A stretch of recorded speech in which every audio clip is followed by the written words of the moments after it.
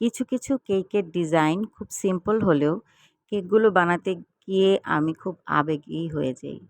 আর তেমনই একটি কেক ছিল এটা। এটা ছিল ২ পাউন্ডের একটি ভ্যানিলা ফ্লেভারের কেক আর এডিবল ফটো প্রিন্ট করা। এই কেকটিতে ছেলের প্রতি মায়ের ভালোবাসা ফুটে উঠেছে। আসসালামু আলাইকুম এভরিওয়ান, কেমন আছেন সবাই? এই এডিবল ফটো প্রিন্ট কেক আমি অনেক বানিয়েছি। তবে এই কেকটা আসলে বানাতে গিয়ে আমি খুব আবেগী হয়ে গিয়েছিলাম।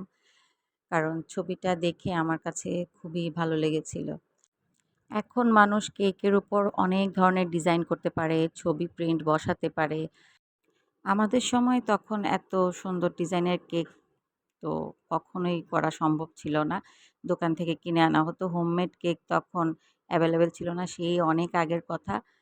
তো ওই সময় আমরা জাস্ট বার্থডেতেই কেকটা নিয়ে আসতাম। বার্থডে উপলক্ষেই কেক কাটা হতো। সারা বছর আমরা চোখে কেক দেখতাম না। কিন্তু এখন কেকটা হয়ে গেছে একটি অকেশনালি খাবার, যেটা যেকোনো অকেশনেই আপনার একটি কেক লাগবেই। আর সেটা ঘরোয়া প্রোগ্রাম হোক, গায়ে হলুদ হোক, বিয়ে হোক, জন্মদিন তো আছেই। তাছাড়াও দেখা যায় যে বাচ্চারা এমনিতেই কেক খায়।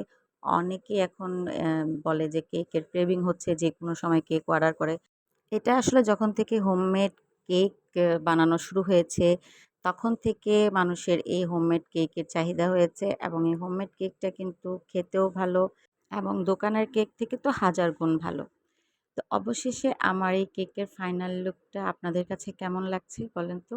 মনে হচ্ছে না ছেলের প্রতি মায়ের ভালোবাসাটা ফুটে উঠেছে?